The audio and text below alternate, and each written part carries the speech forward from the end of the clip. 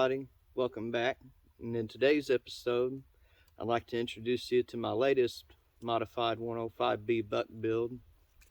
And I've dubbed this one the Conestoga King. And this is my tribute gun to all the pioneers and settlers that had to face the Wild West. You know, it was just an endless struggle, So this is my build to them. We got some things to talk about.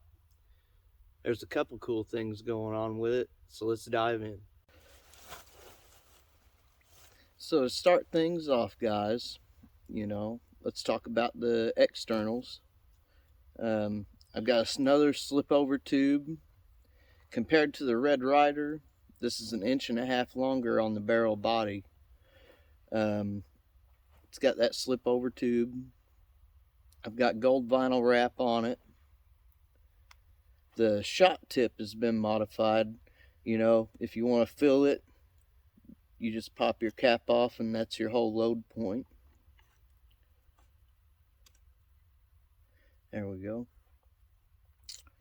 The stocks, they're North American pine, and I've torched them. And I've keyed dyed them red. They're a nice deep red with a hard shellac finish. Got some jute twine bind up here in the front, and I didn't know if you could tell or not, but I actually have a shot shell up here in the front embedded recessed into the front of the forestock. It's just a plastic lever. The internal mods, I've held on to a lot tighter common steel shot tube for a while, and it was a little bit shorter, so I couldn't use it in my long rifle. So I chose to put it in this. It's a lot tighter than the factory shot tubes. I've modified the trigger assembly in it. There's no longer just one trigger. There's actually two triggers. The shot shell is the second trigger.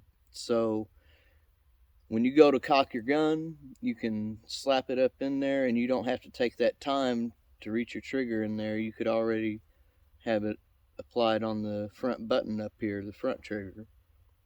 And it's pretty cool, It takes a second to get used to, but whenever you get used to it, you could put off some really quick shots with it.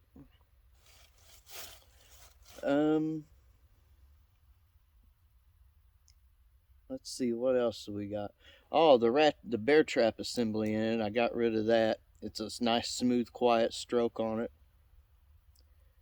And that's about all I got on it, guys. It's pushing out some pretty good numbers. I'm not using my brass air tube in this one. I chose to go with just a standard oversized bore shot tube.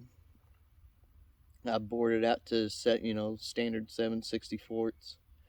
And it's a stock spring. I'm not using a cobalt spring in it or anything. But I'm still getting really good numbers off of this. And let's just show you about that. Alright, so here we are with the chronograph again. And we're going to run some numbers on it.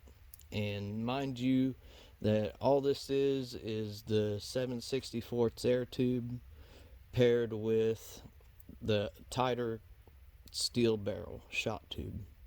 So let's see what kind of numbers we can reach.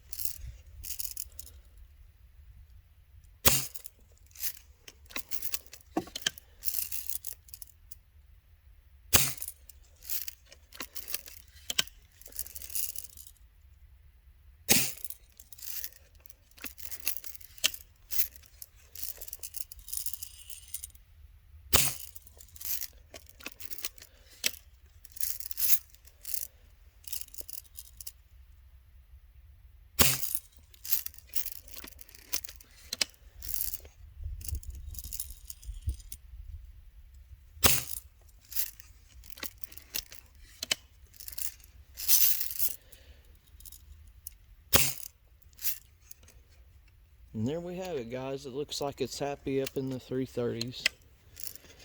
And do one last one. About 330s is where it likes it.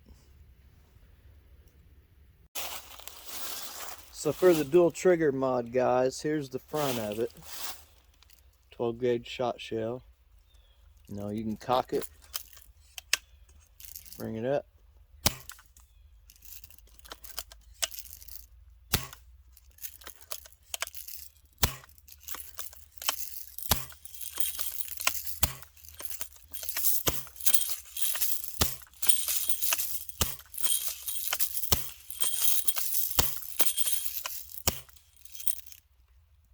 That's pretty cool, ain't it? Alright, everybody. So we're going to try to plink a couple of cans and plastic bottles. Right now I'm probably 25 foot away from these two little bottles on this little dam that's built up in this ditch. So let's zoom in on it. Let's see here.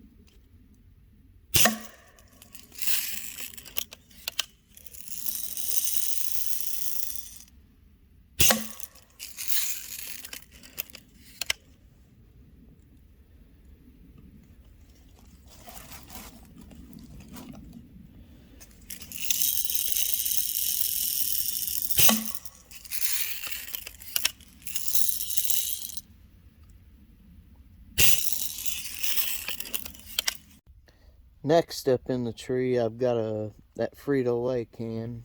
Let's zoom in on it. I guess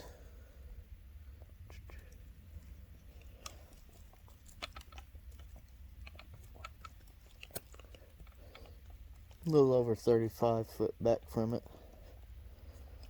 Let's see if we can knock her around a little.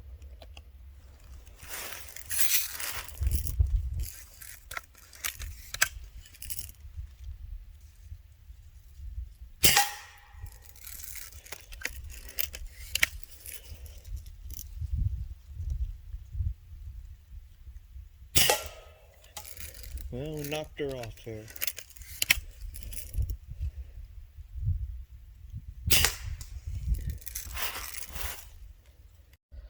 Now another 8 to 10 foot back from that Pringles can, I've got an old soda can hanging up on the tree.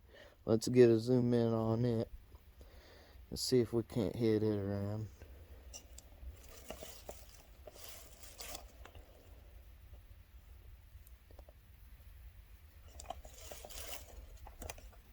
Alright, I'm gonna walk around this side. Let's see if we can't get it. Try to get it.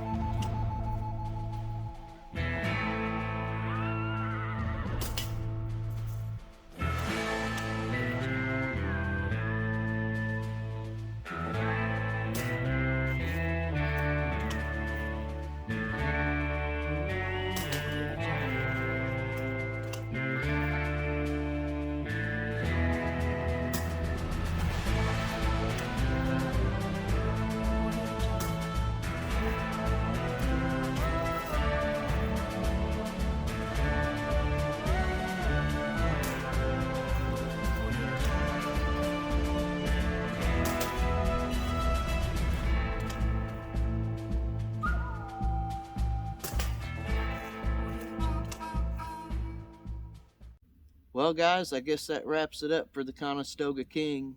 I'll have some more modified builds coming in the future. I'm going to start transitioning into the 1938B Red Ryder.